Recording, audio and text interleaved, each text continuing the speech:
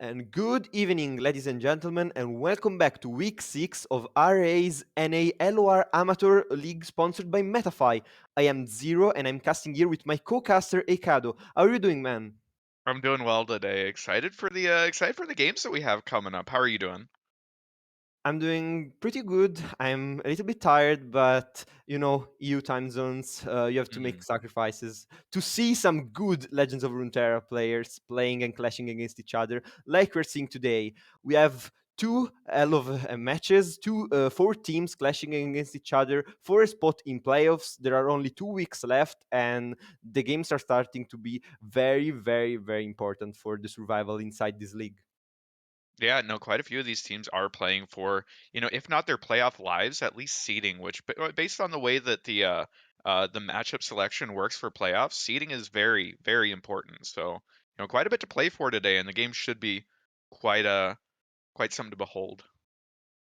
Yeah, and speaking of the matches, we have Pandix Blue versus TAA Impact as our first game, and both of the teams are pretty high in the standings in their own group. I believe TAA Impact is a little bit below, but Pandix is looking absolutely incredible, and they are looking a little bit favorite in this matchup. Yeah, no, Panda Expo, a very strong team coming in at 8-2. Should probably be the favorites here. But Impact is only one spot out of playoffs, so this is sort of a must win for them going into this match. Um, but for Pandex Blue, first player up that we want to talk about is Gonfos, who did bring Bandle Tree, Sentinel Control, and Field the Rush, which should be, pretty control heavy lineup there, maybe trying to beat some Ari Kennen. Rogio ended up bringing Darkness, Anivia, and Pantheon, which should be pretty fun. And then Horu with Darkness, Ari Kennen, Shrima, and Bandle Tree. Right here we have Rogio's Anivia list pulled up here, and of course, pretty standard Anivia list. We've seen her come back and forth in the meta. I think right now with the buffs to SI control, is positioned pretty well. Has an okay matchup into Ari Kennen, and as you can see here, Tech to be able to handle that. Lots of Vile Feast, the whales here. And two Gluttony, I think, is pretty interesting. Usually, maybe like one is the tech, but leaning into it a little bit here is Rogio. Yeah, and instead, speaking of TAA Impact, the first player we're gonna speak about is Tony Baboni, and he's bringing a very controlling lineup with Sentinel Control, Darkness, and Zigstalia. While for the second player, we have Kakowin, and he's bringing a more mid-rangey combo style lineup with Kenenari that we all know and love or hate, Trolls, and this Timo Ezreal that is looking very, very spicy. And for the third player, we have Beanies that is bringing a Zoe Lee very classic tournament list, always super consistent. Ken and Ari, that's basically the king of the meta as we've seen, and Field Rush for countering other Ken and Aries, a control deck that we all basically already know. And speaking of Tony Baboni, is bringing this very, very cute and interesting Zigstalia list. This deck has a pretty good win rate versus Darkness, versus Kindred Viego, and other menaces like Pantheon Shivana and Lee Strandle. While this deck is losing from Arcanon and Poros, so it's a little bit strange it has been brought to a tournament this week, but with a ban, of course, available in BO3 environment, I think it can do pretty good things. Yeah, I think usually looking at the landmark archetype, we would be more likely to see something like Zillion Zareth, which is a deck that's sort of gotten a new resurgence here in the last week. It topped a couple tournaments over the weekend. But that one, is a little bit better to Ari Kennen. This time, though, Zigzali is a little bit more mid-rangey, slightly more aggressive focus as opposed to control. It'll be really interesting to see how Tony Bavoni does with this, just because this is a list that sort of has low-key had a really high win rate on ladder for like the last two seasons, but it's never really showed up at any tournaments and put up any particularly great results. So I'm really excited to see how this deck ends up functioning. And obviously, if Tony Baboni's bringing it, they're very comfortable on the deck and perhaps played it quite a bit more than I have, right? But very excited for it. Especially, it's a very polarized deck. With the matchups that it wins really, really hard and really consistently. But the matchup that it loses Those are rough because unless the opponent bricks really hard on you see like basically the god hand, you're just going to lose without having much input in the game. Yeah. In you're speaking about Kakowin's lineup, Thralls, Teemo Mhm. Ezreal, and then Arikennen SI. The Teemo Ezreal, this is a deck that we see come up sort of to counter a lot of really greedy Freljord SI control lists, right? And with, the resurgence sort of Freljord SI, I think it was honestly kind of a really good call here. Looking at the Pandex lineups, they have a lot of control that has a lot of trouble with Teemo Ezreal. Darkness, Anivia, Yeah, even Bandletree has a yeah, lot of trouble mushrooms. with it. Yeah, mushrooms are historically a very good counter to those decks because those decks can draw once to draw to have removals, one to draw to have healing, but instead you're just burning them down faster than they can afford to use removals. Even more so because if we speak about a field rush list or even a sentinel control, those run very heavy removals, and when you have a board that can be filled relatively easily again and again, it's very difficult for them to deal with it. Yeah, and I think one of the really big strengths of it is once you drop the Foundry onto the board, and you're drawing multiple cards every single turn, the Teemo Ezreal list wants that. They have a bunch of really cheap spells that they can just keep churning through. Whereas, these Freljord SI decks, they're used to only playing one, maybe two cards per turn. And when you're drawing that many, your hand just gets so full, you aren't really drawing any of the answers that you need to be hitting. It just becomes really difficult to actually be able to match what Teemo Ezreal's doing. So I'm really excited to see that deck come out. Hopefully it doesn't get banned, though. Looking at the matchups, it might end up getting banned. It feels like it's a very good call here from Impact and Kakowin.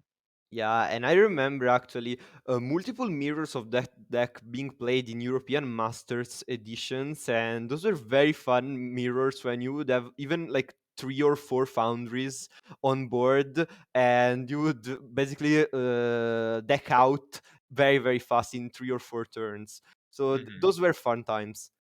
Yeah, for sure, for sure. No mirrors this time around, but either way, these should be pretty interesting. It'll be cool to know, what the matchups end up being. It looks like the one that we're going to be watching is going to be Gonfo's on that tree, Sentinel Control, and FTR against Tony Baboni. Sentinel Control, Zigzalia, and Darkness. So might end up seeing a Sentinel Control mirror there, but it should be a pretty interesting matchup. Who do you feel like is maybe favored in this? I think if you have to factor in a ban for Zigstalia potentially for Gonfos, from stuff of Gonfos, because Zigstalia has very good matchup into a control decks as you have said. So it might force a ban out. While okay, you can have Sentinel control mirror, and that usually comes down to with Ledros first and as atrocity to finish, and if the other cannot counter it. While Bundle 3 could be a ban from the side of TA Impact because it always have had basically a very good matchup against Darkness because Darkness cannot ramp up fast enough to match the 3 card generation. But Field Rush could also be the dark horse that makes Gompos able to win. Yeah, no, it'll be really interesting to see how that ends up going. One thing I'm really interested about is actually this Sentinel control list. We see it the Tony Baboni brought, the Elise, Kindred, and Vi there. It is a deck that's very good against Ari Kennen and very good against aggro. But I imagine it should normally have trouble against decks that kind of go bigger than it, that go later than it, stuff like this FTR. So it'll be really interesting to see how that ends up going if that is a matchup that they're able to come out on top of. Yeah, and also speaking about the matchup against FTR, you only run one ruination, so you cannot even like play around FTR having like multiple ruination to reset the board over and over again. But you have one shot at this. You can only use once, and then you have to hope that the opponent cannot afford to play another 12 cost spell anymore. Yeah, and one thing to keep an eye on here is that there's a little bit of a graphic bug there. Gonfos did end up bringing the PNZ version, not the Freljord version. So just keep that in mind. It is basically a mirror then, if we end up getting the two Sentinel controls against each other. But Baboni does not have Aftershock in his list. That is something that some people have teched in. just as an Oh, option of landmark removal. So not so he having that can. against tree is Yeah, going to be exactly. really So I cool. think 3 could have been banned. Yeah, I it's wonder. it's definitely an option. Remind me on the Ziggs Talia. See, I'm trying to pull it up right now. Did they have Desert Naturalist? They do. They Uh, run 3 copies of yeah. it. So that feels like an incredibly favored matchup. I would not be surprised to see uh, Gonfos go for the Ziggs Talia ban. I think that would make Yeah. a lot of sense, actually. Yeah, and I think Tony Baboni has to predict that ban and then go and ban potentially Bundle 3 because I think it's the worst matchup out of the 3 decks that you have with 2 control decks that wants to go very, very late and for Bundle 3, we have seen that the deck has no problem in finishing his quest in basically 10 or even 9 turns. Oh yeah, it is slowed down a little bit by the recent Mayor nerf, right? Yeah. Mayor now only discounts the first unit that you play every single turn rather than multiple units. So, the days of old where Tree would come down on turn 5 with 8 or 9 stacks isn't as feasible, but is still pretty good. And Tree very good against the matchups it's good into, and Darkness is one of those. Darkness just kind of can't end the game fast enough to actually be able to deal with the Bandle Tree win conditions. So yeah, I would not be surprised if those are the bans that we end up seeing, which could lead to the Sentinel Control Mirror. Um, Which in would be that very one, interesting. Not gonna yeah, lie, because Kindred is a very strange champion to rate at this moment, I think. yeah, Because it has been reworked basically because changing cost and stats, it's basically a minor rework to the champion and also to the curve that he can fit. And many players have experimented with them, and it's gonna be pretty interesting to see how it pans out. yeah. I think one of the big things is some of these Sentinel Control lists have teched in Karina, right? So they go less unit heavy and more on the Karina win con to burn them out. But neither of these players have done so, and I feel like that would be really a big uh, mirror breaker that neither of them opted for. So perhaps not expecting to see the mirror here, but otherwise Vi, obviously very present in Baboni's, not present in Gomphos's. Vi is a very good answer to Kindred, right? In a deck that sort of will struggle dealing with, the 4 health tough unit that is Vi. Perhaps might be, sort of a meta or a mirror breaker there. Yeah, I think so too, because like for Vi, you have only the options of using a removal, like a Mystic Shot or a Get Excited potentially on her while she's attacking to try and trade her, or just Vengeance. And using a Vengeance on a Vi while you still have to basically counter the Ledros plus Atrocity is a very hard commitment. Yeah, no, it is very difficult to deal with. And looking at it, it looks like we might have gotten the ban. It looks like Gonfos might have banned the Darkness. darkness, which I Very think is a bit interesting of a ban. surprise. I Yeah. think very much assuming then that Baboni is going to go through with the tree ban, right? Yeah, I think Gompos hasn't even like really looked at that Talia Ziggs as a problem for his basically for his tree deck because probably he thought, okay, I'm just gonna ban his darkness. He's just gonna ban my tree.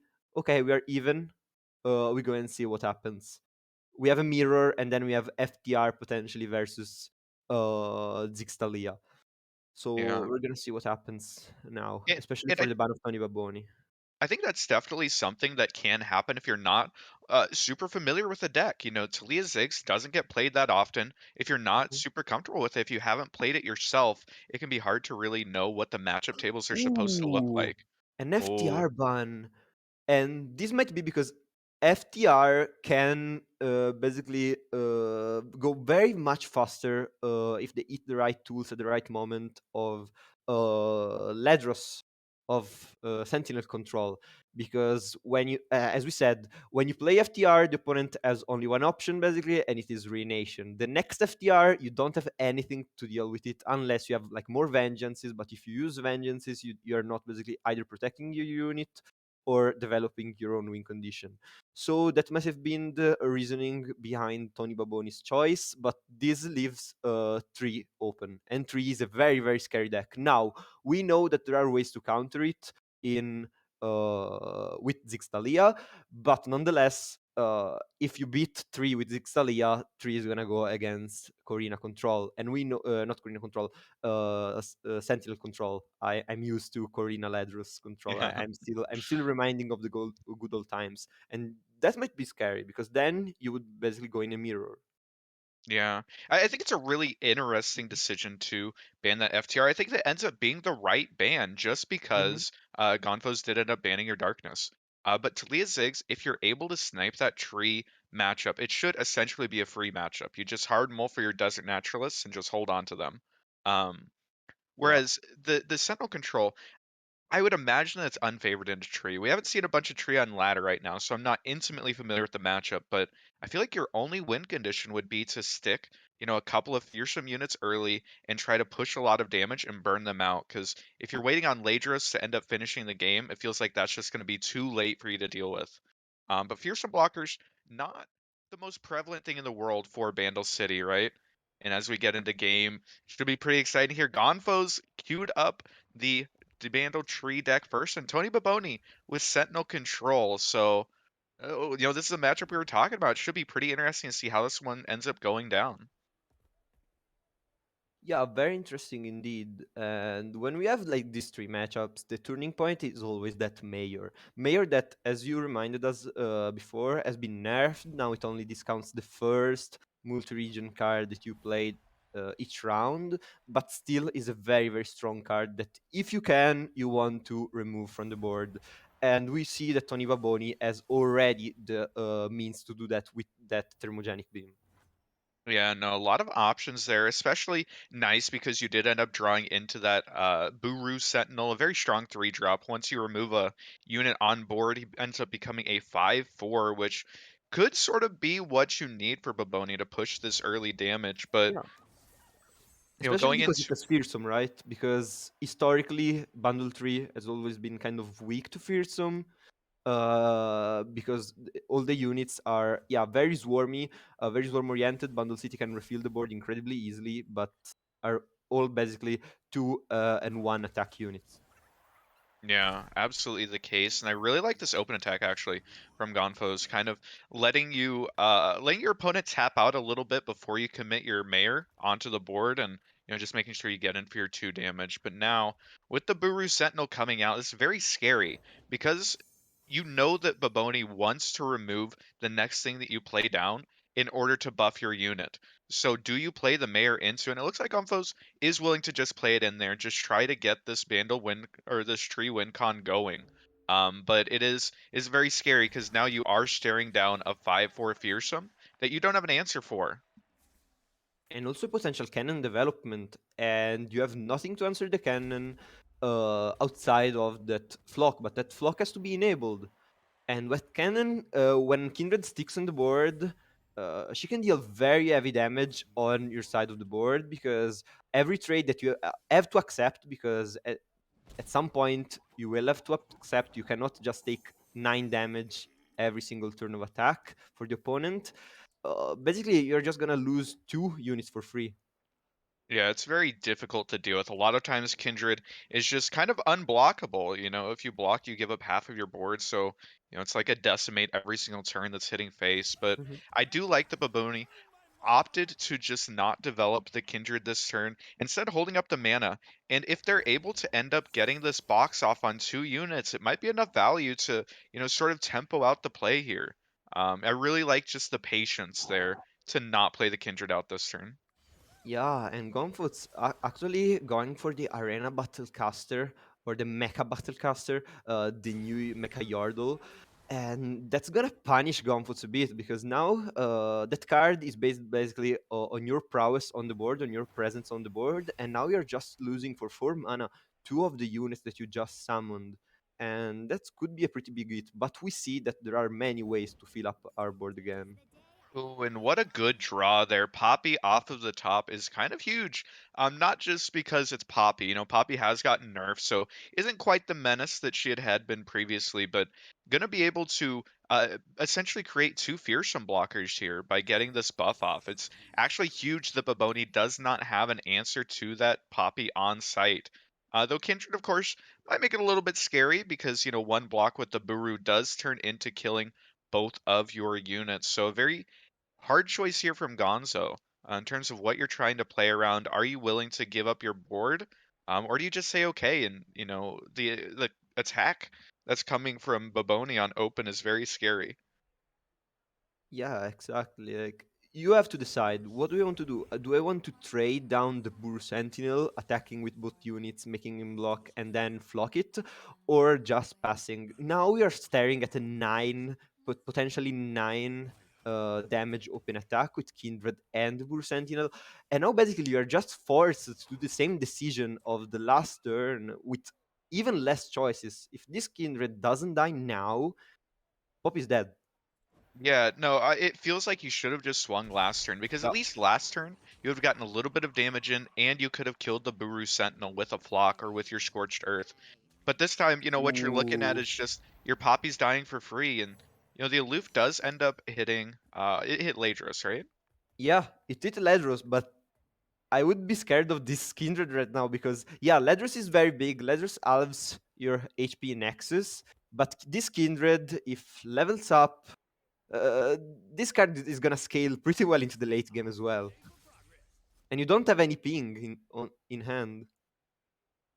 Guy's Descend is literally Why? unplayable. That feels like a weird Oh, and choice. this is no. That was the Extec anomaly.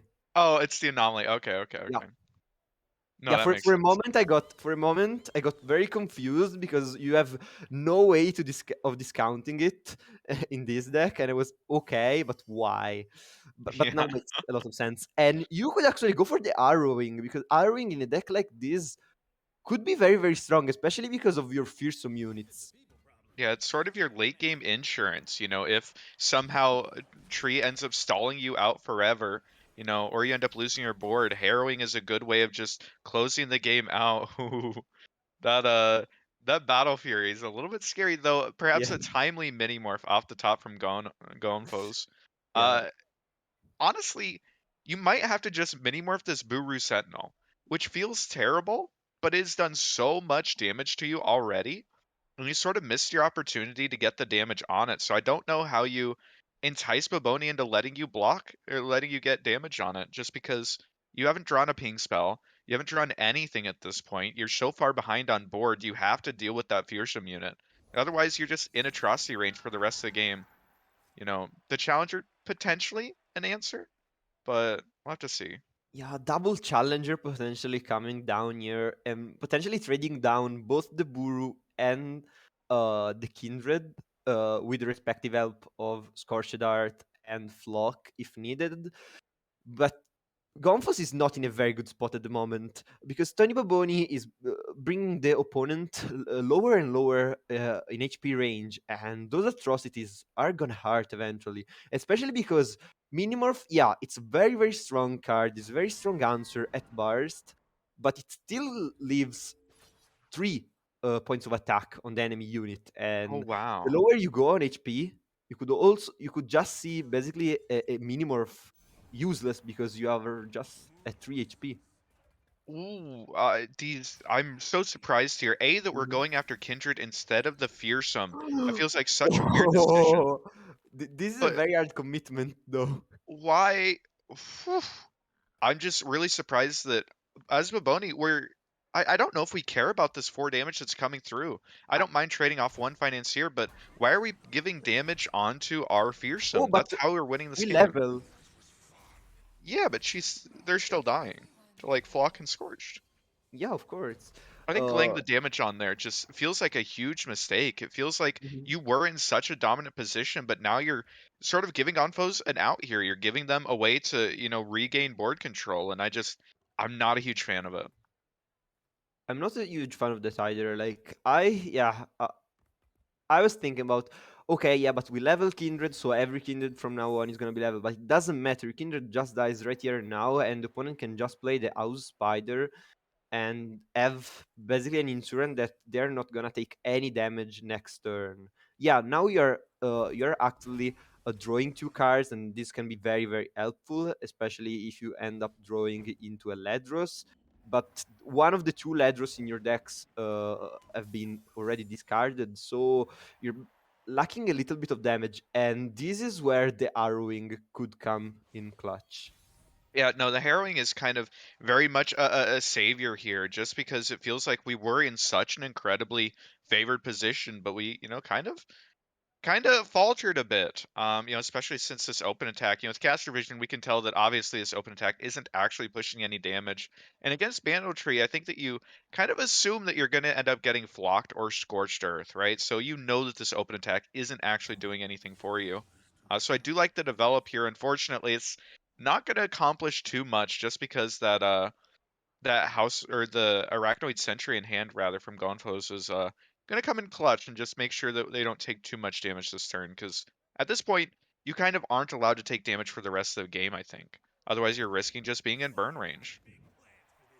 Yeah, exactly. And now you could go and scout some other 6+ cost spell with a Pharaoh Financier. I think that could be one of the best play you have here because basically none of the opponent's units have more than 3 health at this point. Yeah, you know that they have discovered uh, or like invoked, manifested 2 units from their telescopes before and from their mayor, but you're not really concerned with them. You just want to get rid of the fearsome blockers, and now you're pushing 3 damage. Yeah, you're showing 5 damage here, even through the flock. Gunfo's is probably going to have to commit the sentry here. Pretty good use of it. And now you also have a Yeah. fearsome blocker, so probably no damage actually going to end up getting pushed this turn Mhm. by Baboni. But, um, I like that they tried to play it a little bit slowly, tried to use a lot of their resources, but Gunfo's with the flock on top of Ooh. the stun has Yeah. really stabilized this board in a way that, a turn ago I didn't think they would be able to. Right now, it seems like they've stabilized. They have a fearsome blocker. They have a mini morph backup. If they're able to find a bandle tree and start getting that win condition going, they're very much in a good position. Still no bundle tree yet, and that can be a very big problem. Like I've seen fully stabilized matchups when the bundle tree deck could basically last for 25 turns, but the trees were basically on the last 10 cards of the deck. Of course, those are basically a very polarized cases. Those are is not gonna happen very often, but it can be a very scary perspective if you're the tree player and the tree is not coming in your end. Definitely the case. Definitely the case, especially against a list that has so much burn, like the Sentinel Control list. It's something that eventually they're going to draw into it, and you have no healing on the side of tree. For everything that you do have, you are a very strong control deck with a very good win condition. No Yeah. healing makes it a little bit hard. There's True Shot Barrage though. It does do a little bit to get rid of the board parity here.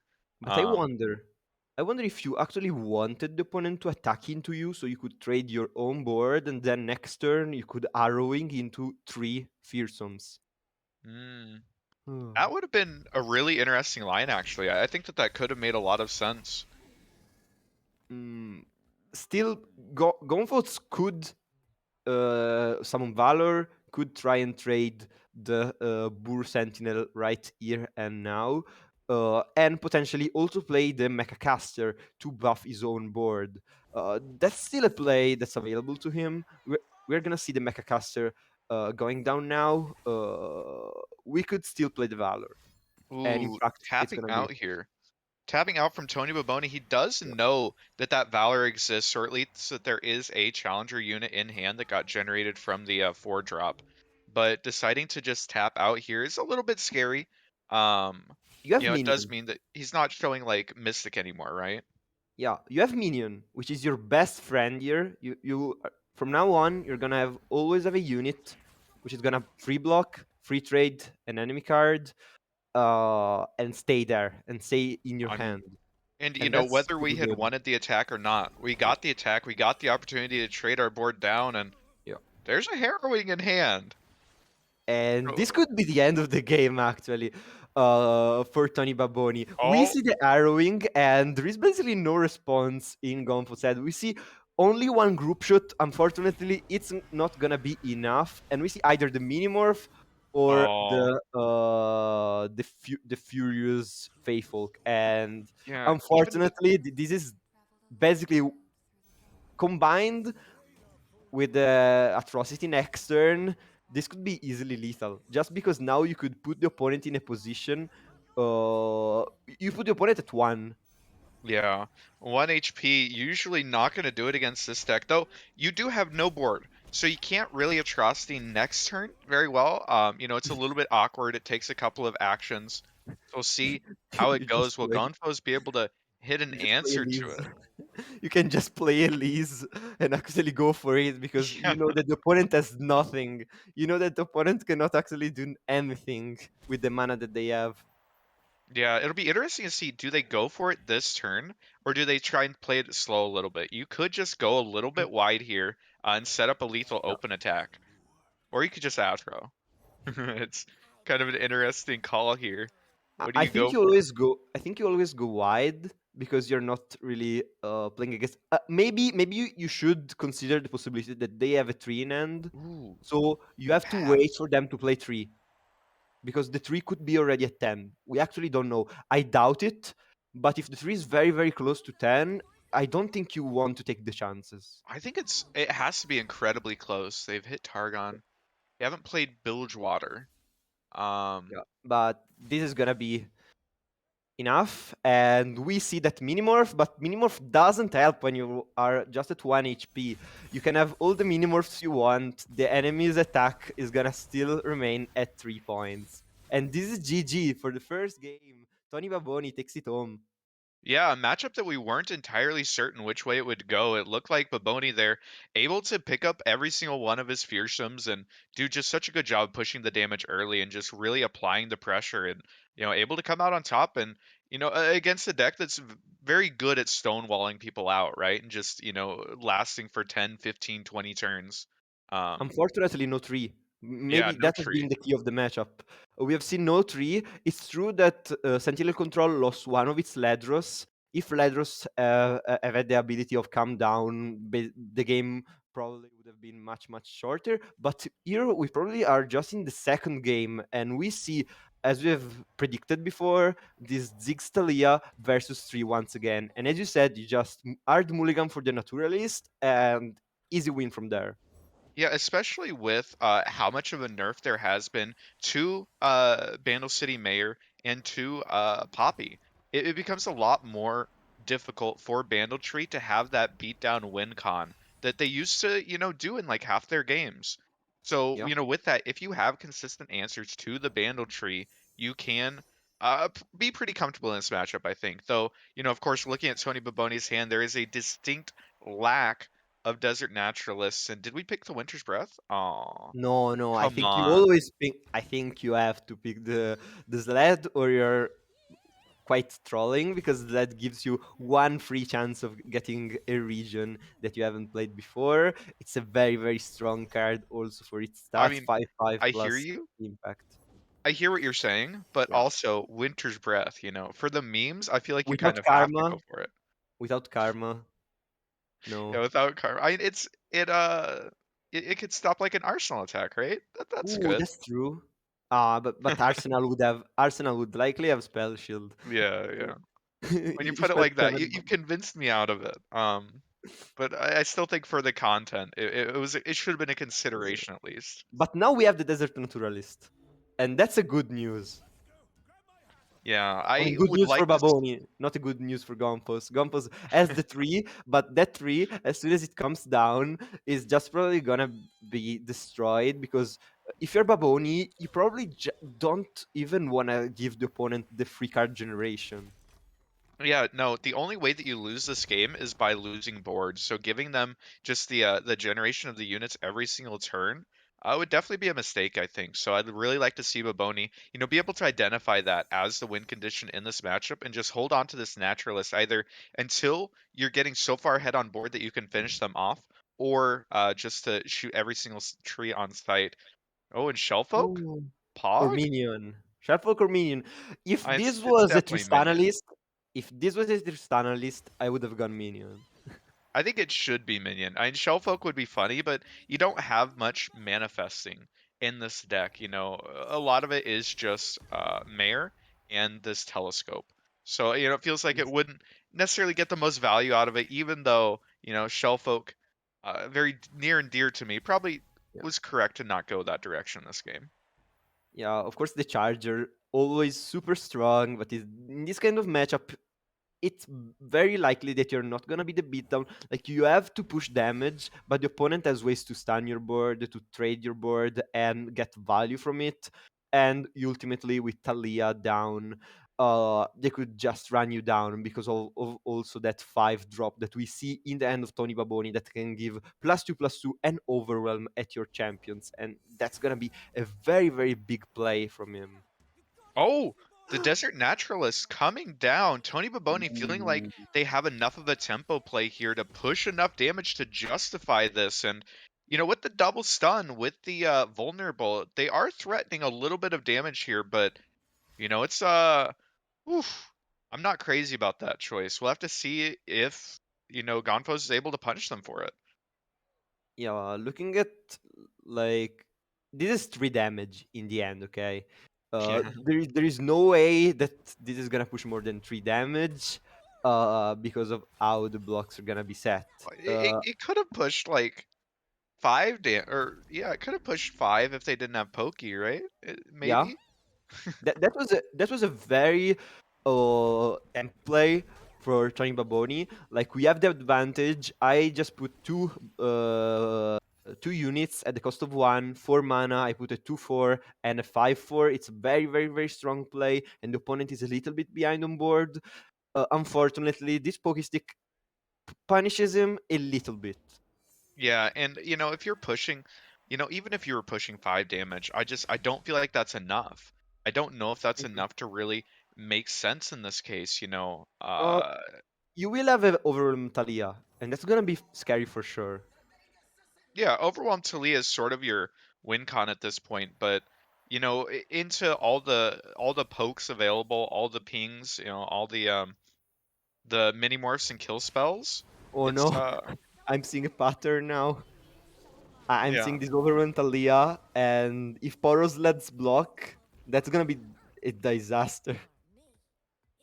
Yeah, actually it could be huge though. You know, I think we probably just see Stun Spider come out, Yeah. right? Yeah. Yeah. But yeah, that would Luckily, be a huge play. The unleashed energy used to instantly pop the stun landmark and get rid of the biggest blocker would be pretty huge and potentially could push a lot of damage. Maybe that was the play that Tony Baboni was looking for to try and blow Gonfos out if Gonfos wasn't super familiar with this list. But you know, played it appropriately here, I think. Ooh, are are we we? gonna sacrifice mana gem? Or so no mana, no sacrifice, no landmark destroyed. We just plainly give +2/+1 to our unit. It's enough to trade, not enough to make our unit survive. Yeah.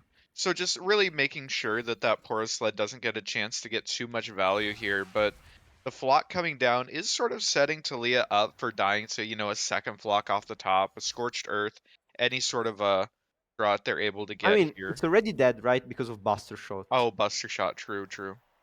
And we have 2 bundle trees. And this is huge because, as we said, your win condition ideally would be keeping the Desert Naturalist in hand. But when you already have used one, the opponents can be can be much more content of playing his bundle trees, can be much more careless because they have one for backup. And even if you just kill the first one, you have used out of 3 landmark removals. Exactly, exactly. There's only so much that you have in your deck, and Gonfos knows that one of my trees will be entirely unanswerable for you, so I just have to survive. I'd really like to see them just sort of slam it down now, even if it did get Desert Naturalist. You know, we can see obviously that Tony Baboni doesn't have it, but even if it did, I feel like that's such a positive play for you that you should be totally fine with it. Yeah, and Um, especially because right as of now, if Tony Baboni uses Desert Naturalist, you are just getting a very big open attack and potentially also killing the Talia very easily. Ooh. Now, Tony Baboni, before this Arsenal top deck, was in a little bit of a not ideal spot, to say the least. He had no Yeah. units. He had the Perseverarium to draw, and had the Talia spell to potentially look for a landmark to draw even more, or going also for like an Howling Abyss. I've seen crazy things happen with the Talia spell, Ooh. We're and just now, pre-committing. yeah, we're just pre-committing, and now with the Arsenal is gonna have a bajillion keywords, but unfortunately, No no, spell shield. yeah, no spell shield. No spell shield, no So we elusive, no can, scout. yeah, we can counter both because we have enough mana. Ooh, but this poppy play, I Which just don't means think this poppy Minimorph plus play was, Scorched, right? yeah, Minimorph plus Scorch. Yeah, it feels like that's kind of what Gonfos is going for, though that is, a pretty significant commitment of resources here. But I think that you're still fine with, oh, are we just saving Minimorph? I don't know if it's the play. Uh, Um, yeah, that's probably right. It yes, means you can because play Tree this turn, right? yeah, because you can play three, and the opponent doesn't really get much out of his arsenal yet.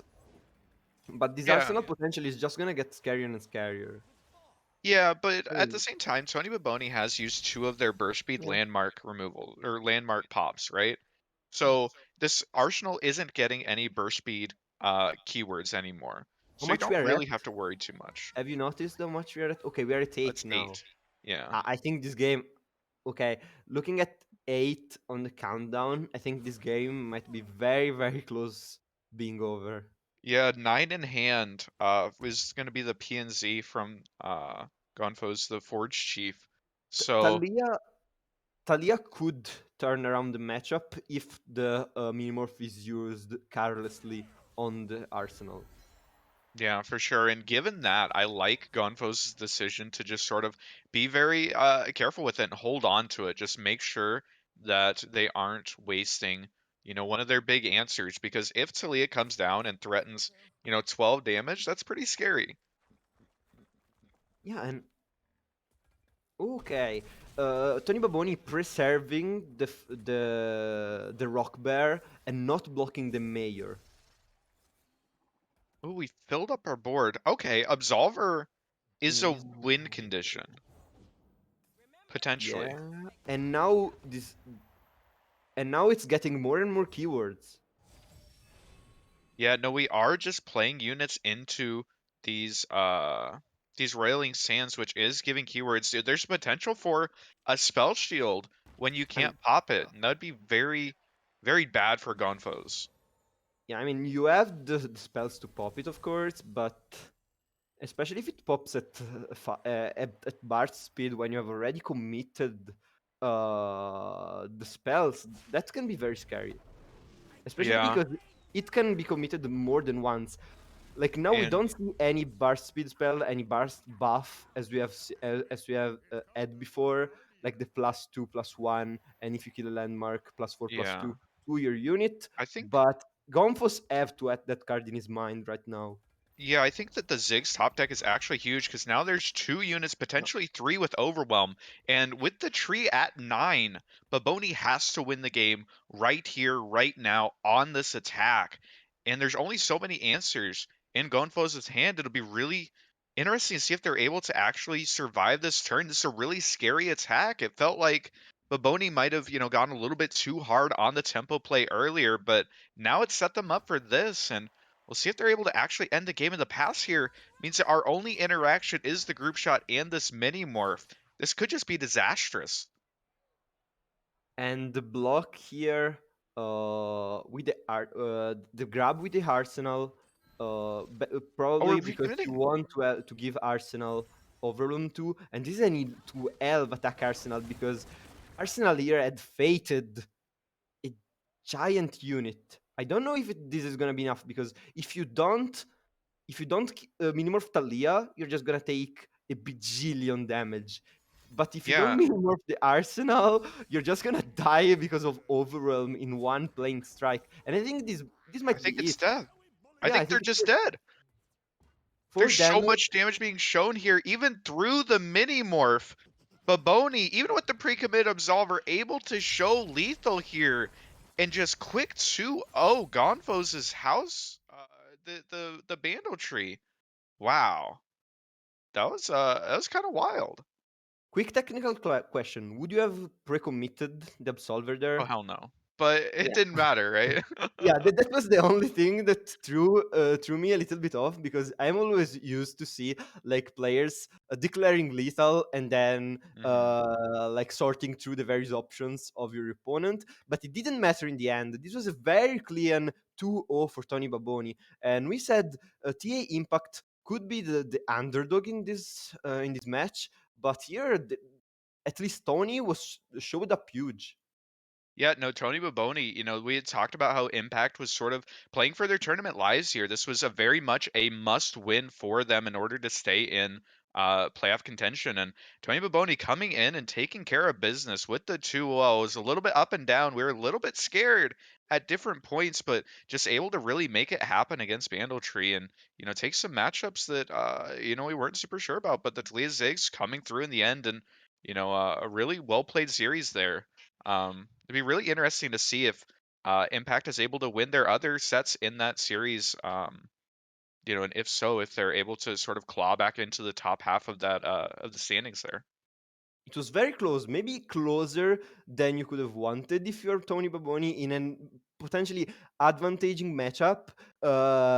Three was let going at 9 stacks on 10. It was very, very close. One turn could have decided it all. Maybe just the order of attack, um, the order of turns, attack and defense, could have just Yeah, decided the match. But nonetheless, was a very good showing for Tony Baboni. Was very good showing for Team Areto's Impact, yeah, and good job. yeah. Great job there. Great job there. And I think we're gonna go ahead and take a real quick break here, and then we'll be back in just a bit, going over the second game of the evening. We're gonna be going over Hydra versus the Spice Brothers. So stick around for that.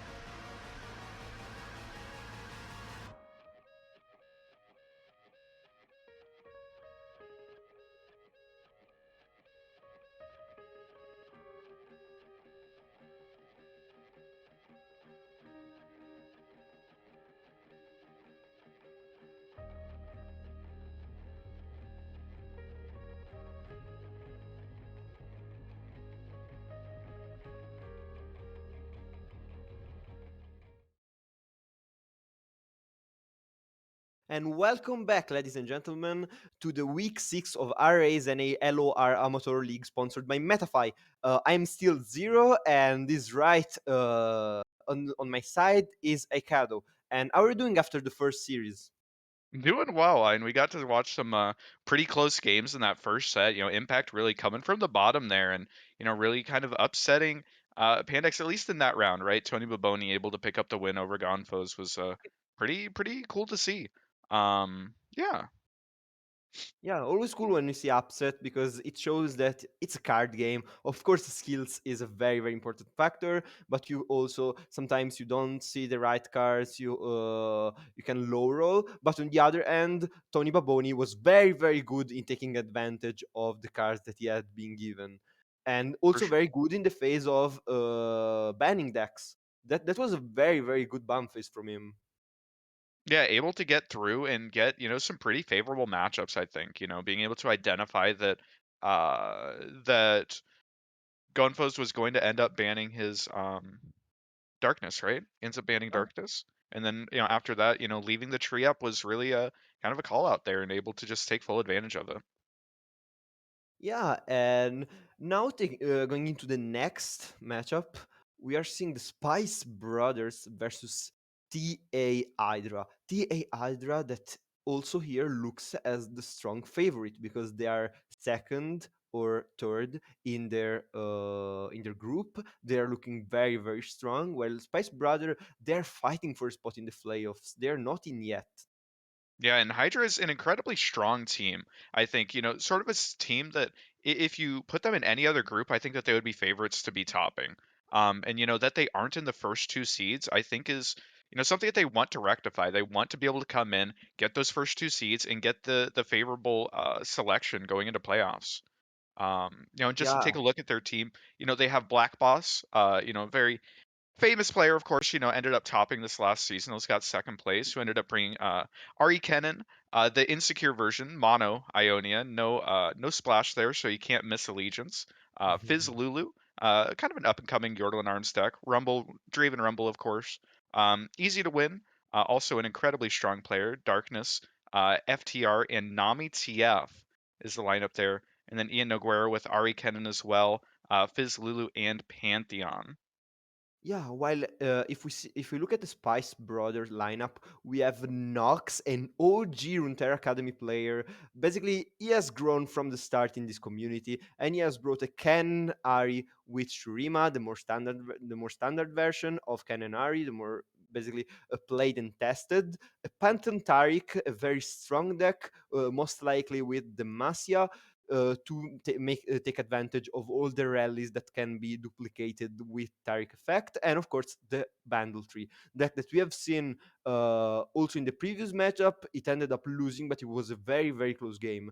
Then we have Dex, also I believe also an OG player of this community. I believe the NES brought Field Rush, Trolls, and this Kindred Viego, which is a very very spicy brew that has been born after the Kindred rework and also the Shadow Wilds control buffs in this patch. For the third and last player of today, we have Akakat, which is maybe the most famous players of the three. Have already topped many tournaments, recognized as a very good player among the community, and he's brought Zoe Lee Sin, the most standard tournament list, as we have already said. Trolls and Bundle Tree. Trolls, which is a very, very strong deck with Lissandra and Talia, and can snowball very quickly into 2 or 3 8 overwhelm unit that can run your board down absolutely terrifying. Yeah, and this Kindred Viego list, I think, sort of highlights what a lot of these new Shadow Isles decks that have sort of come up the last couple weeks are really doing. You see the tech in multiple copies of the box. It's very much trying to target Ari Kennan. And I think that that's sort of, what the meta's sort of been warped around is Yeah, trying to target it and trying to be able to actually take down such an incredibly powerful deck. and I'm telling you, that strategy hasn't been working that good, because if we see at the stats, Ari Cannon still by far the best deck in the meta in every basically splash that you can have. Mono Ionia, you can have Shurima, you can have Noxus with Might and one of Shumpu. You can also have Demasha with Golden Aegis, and you can have, of course, Shadow Isles with Gohard, a very, very, very incredibly strong deck. But here, Kindred Viego, as you said, Kindred has been buffed, very much easier to play, much easier to fit in a curve. Now doesn't fight with Viego for spotting the curve anymore, because they are 4 mana. They are 4 mana champion, and very good for removing the board. And we see also the Nice, we see Spirit Refuge to keep themselves healthy. And as you said, the box is a very, very important card in this deck. Yeah, and as far as Ari Cannon, it is of course the definitely the strongest deck of the format. I don't think anyone would argue with that. But I would say it is beatable, right? Like Master and Yeah, Terra, of the top 8 lineups, 7 of them were hard targeting Ari Cannon. So like yeah. it is a beatable deck, even if it's a little scary to try and beat it, right? You have to Um, commit on a for lineup sure. to counter it, because you have to build your lineup around the idea that you're not banning that deck. You have to counter it, and from one side you expose yourself to other counters. From the other side, yeah, of course, it has been a winning line for many of the players that we've seen topping tournaments in the last Yeah. 2 weeks. And just looking at another deck list here, Black Boss did end up bringing that Fizz, Lulu, and Aguero as well. But looking at that, it is a deck that is sort of more mid-rangey, right? A lot of these Yordle and Arms decks are very aggressive, but this one opts to play the Captain, isn't playing Mayor anymore. Mayor, after the nerf, kind of getting left out of this list. But I think one thing to highlight here is that there is so much burn in this list. There is the triple Get Excited, the triple Mystic Shot. Um, that it's very Triple difficult Pokestick to also. block this deck. Go ahead. Triple Pokestick, that's a very big draw engine. And we said this deck has very lot of similarities with another deck that runs Poro Cannon, which is of course the championless Poro. And it runs Downy Turchin the same, and it runs Pokesticks. And those are incredibly strong cards to draw and cycle your deck. To find more burn, to find more units. And as you said, this is a mid range version, and it's extremely reliant on that Yordle in Arms card that's gonna be pivotal to striking very, very big and unblockable attacks. And of course, the Yordle Captain that's buffing every unit that comes on the board after him. Yeah, but Yordle in Arms is a very strong finisher, so if you are able to find it, you are able to activate it. It's very difficult for a lot of decks to deal with. And just getting word here, it looks like the matchup that we're going to be following is Black Boss. So it is the Ari Kennen Mono Ionia, the Fizz Lulu, and the Draven Rumble against Dex. Dex bringing FTR, Thralls, and the Kindred Viego. So should be pretty interesting matchups here. I think that Dex is going to let Ari Kennen through, which is, very Yeah. much a gambit. But looking at the lineup, I would be surprised if they end up banning it. So I think maybe just the Fizz Lulu ban. And are we seeing from the side of Black Boss potentially either a Thrall deck ban or an FTR? Because FTR, and there's been a lot of talk in the community of FTR into Ari Cannon, and I'm sure that you, Aikido, have heard of it.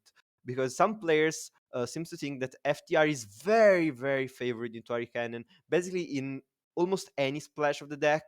And can beat the deck very easily. We're gonna see if Black Boss is of the same opinion.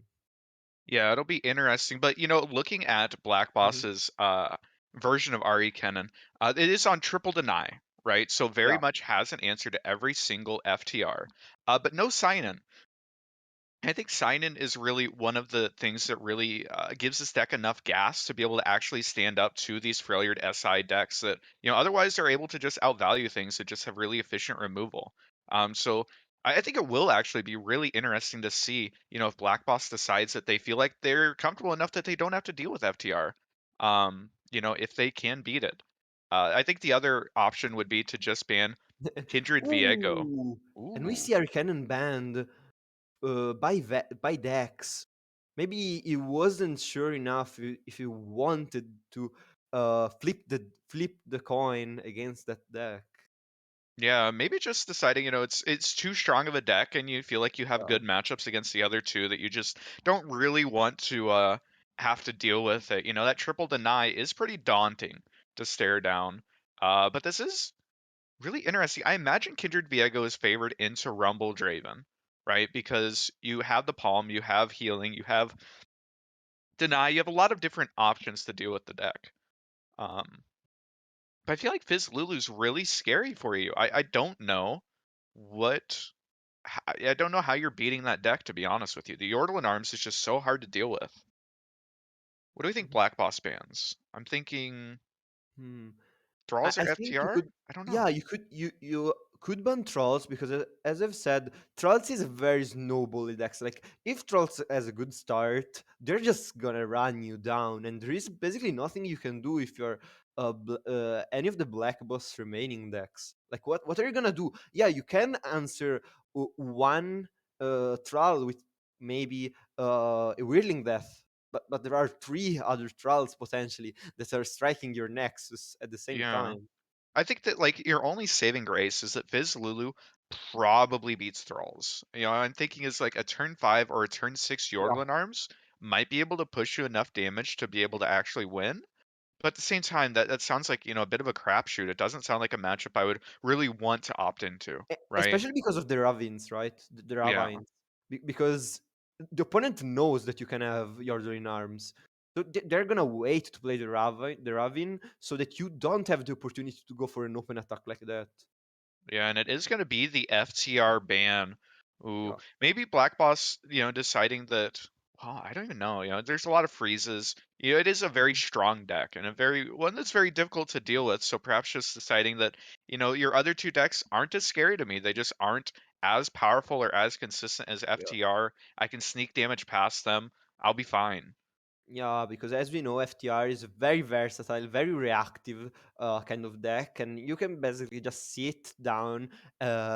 Your entire end, continue drawing 8, 9 cards, and then having basically all your roster of removals, and just picking one of them and saying, "Oh, okay, now I'm just gonna play a Ruination right here.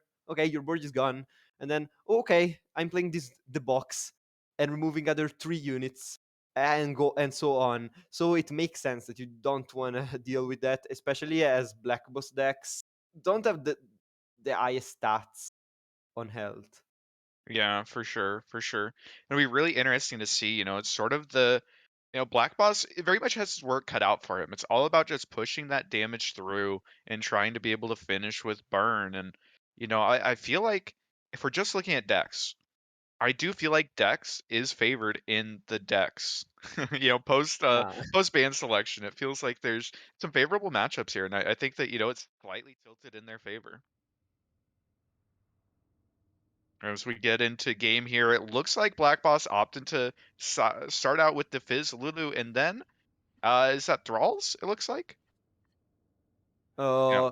Should be absolutely. That's absolutely trolls. We see a Thalia, we see a Clockling, and we see on turn one a troll landmark already in place. That's very important.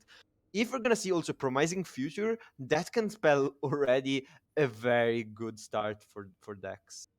Ooh, and an interesting tech here. Dex Mm. is opting to play the Draklorn Inquisitor. I As haven't somebody seen that in who's a while. I haven't yeah, no, seen I that. I'm very I talk a lot with Cameron Hanzo, who's sort of the premier Thralls player, and he very much does not like the card, does not like it, doesn't feel like it does enough. It's very easily answered, but in this instance, since there isn't a whole lot of acceleration in Dex's hand, it could come in clutch. Um, we'll have to see how it ends up going down, but definitely seems like a very strong opening here from Dex. But Black Boss has the Lulu, has the Fizz, has the captain, has a lot going on here. Not too shabby of an opening either. Yeah, especially if there were okay, Boom Baboon drone. This can be a very, very big draw, especially because you can develop it this turn, then you could go for a next turn Yordle Captain development, and for the opponent turn, you could just get excited face, summon on basically Burst for free the Flame Chomper and buff it with the Yordle Captain, and that can be a very interesting line to take. Yeah, it's kind of scary though. We know that Black Boss has to push damage, has to be the aggressor in this matchup, but as we can see from this hand, we aren't getting out explosively fast, right? We are going to take a couple of turns to set up here, and Dex already has the landmark at 3, has a Talia in hand, has a lot of stuff going on, and is even going to have like a flip Lissandra on turn 6 or 7. Like this is a really difficult opener from Dex to actually end up punching through. Yeah, no, level Lissandra is not as hard to counter with this deck as it is of, for example, past Bundle City decks. Because this deck, of course, runs Yordrin Arms, runs Yordle Captain, that of course buffs your entire board. But still, dealing one less damage on every single attack is huge. And Ooh, here we are baiting for a Yordle Captain block to play the Winter's Fury of the Fury, North, right? the Fury of the Yeah. North. Yeah. That's such an interesting attack. Yeah, I So don't Black know. Boss has to know. Black Boss now either thinks that his opponent is I don't know, mad or something like that, or he just knows, okay, he has three sisters in hand. You wouldn't fake it. Ooh. And Dex is opting to play down the Inquisitor, not playing Talia, not interested in doubling up on the Thralls, just wants the body down now to sort of shut down Black Boss's attacks. And, really interesting choice here to go less for value and more for just, short-term tempo. It'll be interesting to see if they're able to end the game because I feel like that's one power of this Thralls deck. If you're able to get 2 Thralls down, a lot of times it's threatening. 16 overwhelm damage is a lot and, it sort of threatens to end the game within a turn or two. One Thrall is actually incredibly manageable. I don't know. It's kind of an interesting choice here. Ooh, But this okay. Fizz spell is going to be interesting. Yeah, I was afraid that we were just gonna see the Fizz attack, and that wouldn't have made much sense because, as you said, the whole thing about Black Boss is putting damage in at this point. He just go for the grab on the Thrall, so that there have to be some kind of trade, at least on the Lissandra, if there is no other spell committed. Yeah, it'll be really interesting to see how Dex lines up the blocks Ooh, if that's the attack we end up seeing. that Black feed Boss is thinking spell about it. that feed spell might be denied. You might be forced to actually deny the feed spell Yeah, I don't know how control much for the damage it's other. pushing. It's representing like what, maybe Ooh, 8 do damage? you avalanche here? I mean, you might Yeah. as well. It clears 3 things. You aren't getting much more value out of your avalanche than this right here.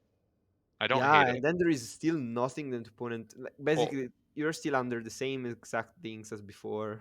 if the avalanche comes down though, there is a line from Black Boss to replay second Fizz, get excited face, or even get excited a blocker. It'd be Yeah, a you could really get interesting excited the line. Lissandra or the Draklorn, Yeah. We'll have to and see what they someone. opt to do. Yeah, you could get excited the Lissandra, summon the other Flame Chomper, which is gonna get buffed Ooh. by the Yordle Captain, but in And the we're end, there making is the not gonna be call anything. to just not play the Avalanche. Or maybe we want to set up a couple blocks here and then clear the entire board with Avalanche. That might be the line. This is scary though. You're taking a lot of damage here. Yeah, no, it's definitely a little bit greedy, right? We're taking 10 damage unless we want to commit the freeze. And if we commit the freeze, Ooh, then, we are we taking. can't Avalanche. We're going to 6. We are under a lot of burn. Yeah, we had highlighted, coming in that this is a list that Black Boss runs with triple Get Excited, triple Mystic Shot, double Pokey Stick. There is so much reach within this list that if you're going down to 6 HP, whew, I don't know, that's pretty scary to deal with. That's Uh, very intimidating. You don't even have a healing. You don't have Ravine in hand. yeah, the thing is, you have. Oh, but now, okay, this is a very, very big avalanche, though. That's have to be said. The Avalanche is huge and it is clearing the entire board, but I don't know if you can do enough to put Black Boss on a clock to be able to finish him before he draws enough burn to be able to take you down. Okay, what are we drawing here? Another clockling. Okay, clocking is good. It's not what you really want. You would like to see a tavern keeper here. Yeah, but Clockling does end up meaning that we're getting a second Thrall out this turn, unless Yeah. Black Boss wants to throw a Get Excited at the unit, and he does not. He just wants to develop that. He just wants to hold on to that for Burn to face. Oh, Ooh, he drew the and this second is Get Excited. okay, but we draw a Tavern Keeper, and we have a deny. Yeah, I think the deny is going to come in huge here because we might see Black Boss throwing these Get Exciteds out this turn. Maybe Dex taking the more aggressive line, a little bit scarier of a line, but might be able to make it work here.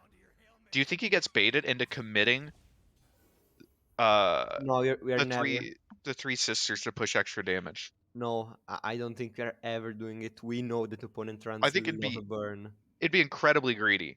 But The opponent has 5 cards in hand that we don't know. well, So I don't. we No, know he has three of 4. them, right?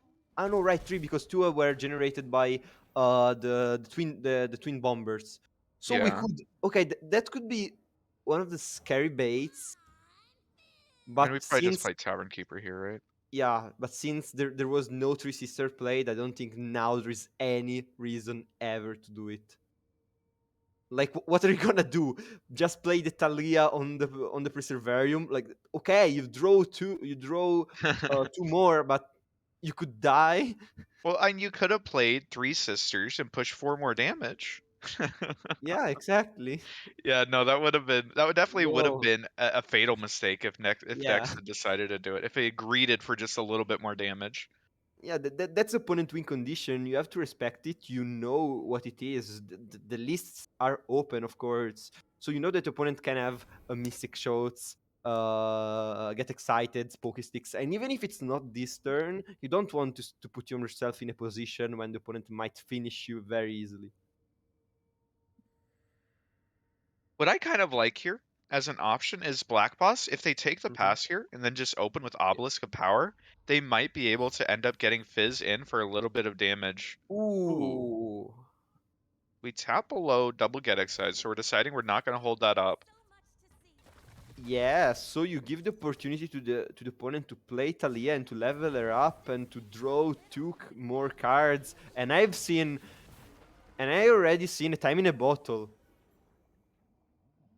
Yeah, the time in the bottle, I don't know how impactful it's going to be, but it feels like this develop here uh of the landmark just doesn't feel like it accomplished too much. We're never actually getting damage in on the ground at this point, right?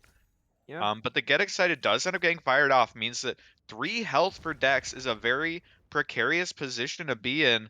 Oh, No. Jordan There's arms. yeah. It's going to get denied, and then you get excited on the stack. Ooh, but do you have to deny your Dylan arms? You can just Oh, freeze. You can you just could freeze. just freeze Why would you use a deny? I don't think using a deny is because it's scary. yeah. No, very good decision from Dex to not end up denying it. I was like, oh, do you have any other options? And then I see the 2 3 sisters that we have in hand.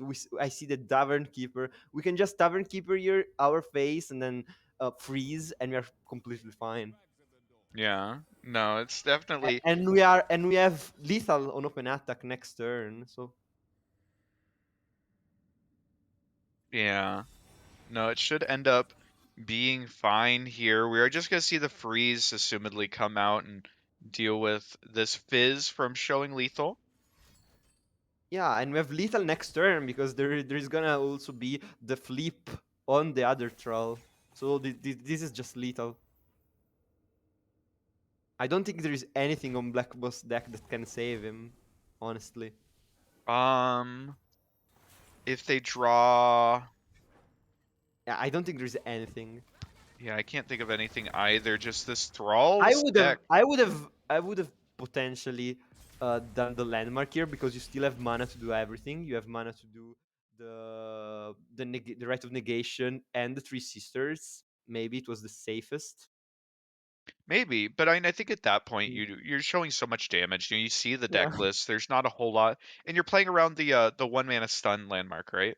I think yeah, open attacking is probably the way to go. yeah. Um, Potentially, it's fine. yeah, yeah. But either way, able to come out on top there. We talked about how the Thrall's deck is so explosive, and once they pop one or two Thralls, they just put you on a clock. And the Black Boss just didn't have an aggressive enough opening, not as explosive an opening to push enough damage. And there at the end, even with the double get excited, not able to push enough damage as we get into game number two, running back the Fizz Lulu, and this time it is that Kindred Viego that we highlighted earlier. So should be a pretty interesting matchup here. Yeah, both of the decks that we highlighted earlier, to be honest, both of the decks are very spicy. But as we said, like this fits Lulu, not running a Ionia instead of Bundle City, not running the elusives, loses a bit of potency, loses a bit of early aggression. You have to Certainly the feel like that. case. Yeah. If you But had more elusives last match, probably you could have burned the opponent down faster. It's not for sure, but it could have been a thing. We see though the Poros, and okay, while this deck does not have Iceborne Legacy, this might be still enough for Black Boss to give decks some PTSD from ladder. yeah, and there is a lot of damage coming through. If you wanted an opening hand from Black Boss, I think that, Fizz, Chompers, Lulu, these are a lot of the things that you would want in that. So a pretty strong opener it feels like here from the Black Boss, though Dex does have that Green Glade lookout, is going to be constantly making his hand cheaper and ends up drawing the Viego. Kind of We also honestly a bad draw, because if you didn't draw Viego, you could have played Kindred on this turn. we also have a lot of healing. There is to be said. Dex deck has a lot of healing, has a lot of ways to heal back up with Spirit's Refuge, with the removals that also heal you. And there are ways. This match is absolutely open. On the other hand, this Ordering Arms already drawn so early into the game is pivotal because it can allow you, especially because Dex doesn't have many units to be played, multiple units. Like you play the Viego, then next turn you play the Kindred or the other, the other order, and then you have two units against the opponent that has five, maybe six units on the board. So not the best position for Dex to be in. Yeah, it is a little bit awkward here, but like you said, they do have access to a lot of healing. Not in hand necessarily, but could get there. Yeah, We but this do is see the scrap Professor. heap come down. Oh, Oh, it didn't take Trumpetecker. Professor. Oh, this card is so good. If you have not seen it before, when it comes Ooh, down, it grants your entire board +1/+1, and it so is a good. grant. It stays the entire game. So on this full board, oh, you love to see it. That's a huge buff right there. Is it already GG? Could we say that this is a very good spot for Black Boss to be in? All his board, all his elusives, Lulu, even the Flame Chompers have gotten +1/+1. That unit has impact, so it's one damage guaranteed. And this Yeah, is a very scary position. it's an awful lot of damage. If you're Dex here, you do have the Kimmervorn Soldier to punish a develop next turn, and you can Yeah, but deny the Yordlin arms. So, there's you know, not gonna be any develop, most likely. You oh, have the Vengeance! You just Vengeance Lulu? this Okay. vengeance though basically says that you are tapping out even a potential ruination so the opponent can develop. Because you don't have ruination mana. So if the opponent develops, the opponent can play Yordle in arms. While if you had basically Oh, shown 9 mana, the opponent yeah. couldn't have played the Yordle in arms That freely. tap out was just so bad because now you can't Ooh. even deny this Yordlin arms. The I mean, Vengeance last turn, yeah, felt like it was forced from Vex, but maybe just developing Kindred would have been the way to go. This time around, you tap below everything. These it are is some GG. huge poros coming in, and There is oh, no it's just stopping them. yeah. You don't have mana for Spirit Refuge. I don't think even if you had played it, it could have saved you because this is a lot of damage. This is 12, this is 19 damage on the Nexus. 20 damage with the impact. There was no way, even with that 4 mana available for the Spirit Refuge to survive there. That was 20 damage. Yeah, With just decks deny, of felt like course you they could. felt like they were on the back foot. The Lulu, the Chompers, and then hitting that Trump attacker was just so huge. They felt like they had to commit the vengeance, and once that comes down, you're out of mana for the next turn, and that Yordle in Arms is just going to seal it up. Really well played there by Black Boss, showing just the power of this deck, showing what this deck can do. Um, Super fast win. It was yeah, super fast, and we said, okay, maybe this deck lacks a bit of early aggression. Maybe this deck is a bit too mid rangey, but against a control deck, it just runs you down if you hit the right card at the right moment, even with for the right sure. Mecha Yordle invoke. Getting into this game, though, it is the Kindred Viego being ran back, of course, but against the Draven Rumble, which uh is definitely an interesting deck. It's something that's come up recently. It relies a lot on this Rumble. You give him Might, you give him like a Whirling Death, and he can push a lot of damage, and then you just finish them out with Burn. But if there is one region that Rumble hates, it is Ionia. Ionia is very good at popping the spell shield, just palming him, making sure that Might never actually pushes any damage. But this early fearsome start from Black Boss is obviously already pushing a fair bit of damage and already makes this game a little bit scary for Dex starting on the back foot. Yeah, we are a little low on discard fodders for Rumble because yeah, we can play the Draven and get an axe, but you are still discarding one good card here next turn if we don't top deck anything that gives value when discarded. So Black Boss, yeah, of course, in a good spot, pushed 5 damage for free, but now a bit of awkward turns maybe. Yeah, it'll be interesting to see what Black Boss decides to do. I think that you very much want to have Spell Shield on Yeah, your Rumble. In against this, against Ionia Shadow Wilds, I think you have to. yeah, yeah. Um, I do like this block though. I think that makes a lot of sense out of Black Boss. These two units are basically always going to end up trading with each other, so it makes fine sense here to just get that traded down. Um, this does mean Black Boss maybe just develops Straven here, and maybe it's just an open attack. You could also develop Rumble. Even if you do discard one real card, I think usually it's fine. It's not that big of a deal. But that Okay, Valfi being forced out is huge. That is one of the best spell shield poppers in the game, and Dex using one on a Poro just to stop 3 damage from Draven is just gets to be a little bit scary. yeah, and I've been looking at this list. You run 3 copies of each of your units: the Invasive Adravine, the Shadow Assassin, the Camavorian Soldier, and of course the Greenglade Lookout. But I don't see any copies of Ruination, and I don't see any copies of Atrocity. So we have to win the game by the board. We cannot cheat our way into the win. Yeah, and I think when you are a board-based deck like Viego, I think that being off of Ruination makes some sense.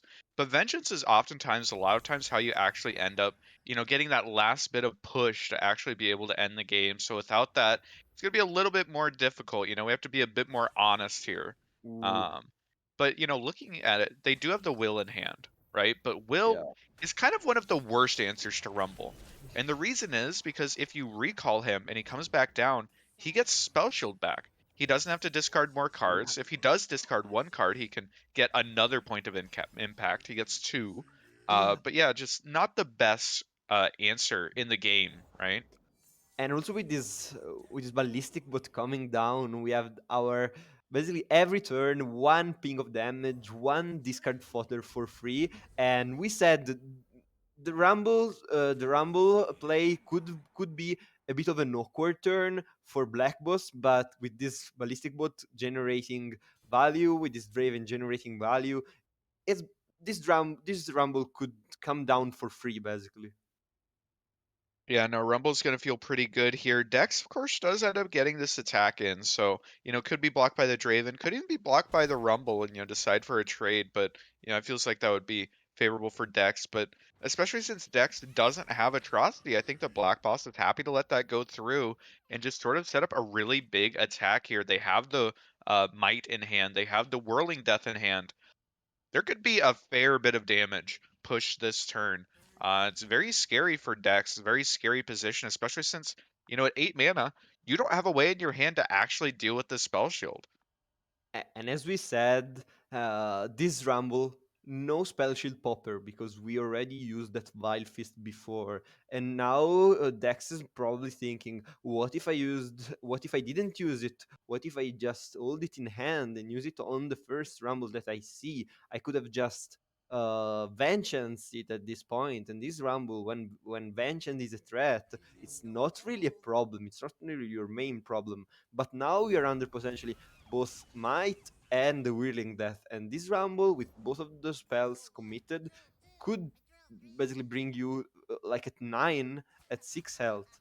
Yeah, I think you end up taking like 10 damage or something if they commit Yeah. both onto Rumble because of the extra impact.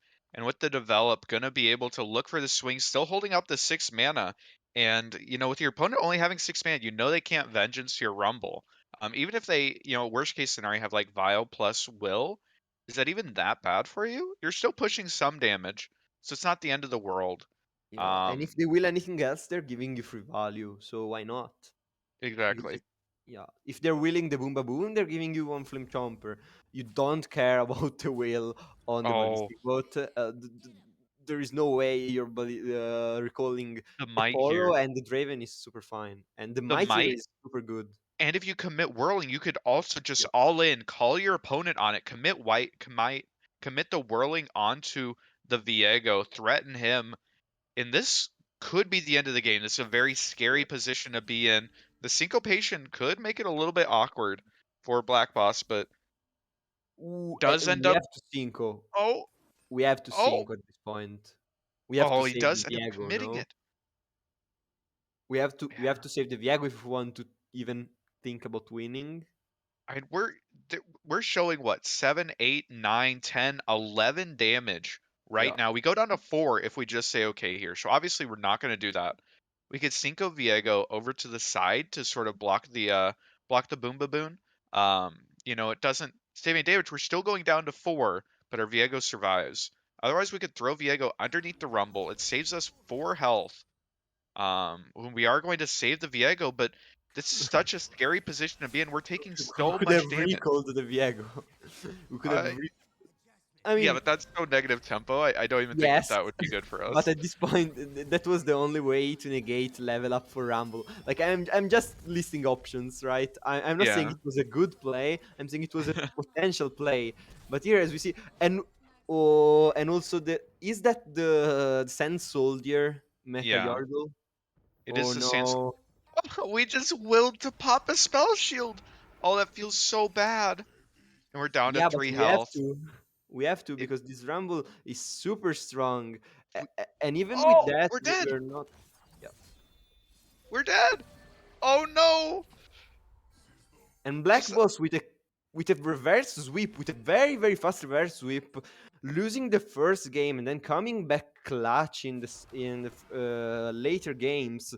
And we know that he's a very very strong player. Of course, he's a seasonal champion, super consistent, super strong. But here, he really proved himself because he was behind one match. The matches looked kind of favorite for Dex, as we said in Dex selection, and instead he managed to come back.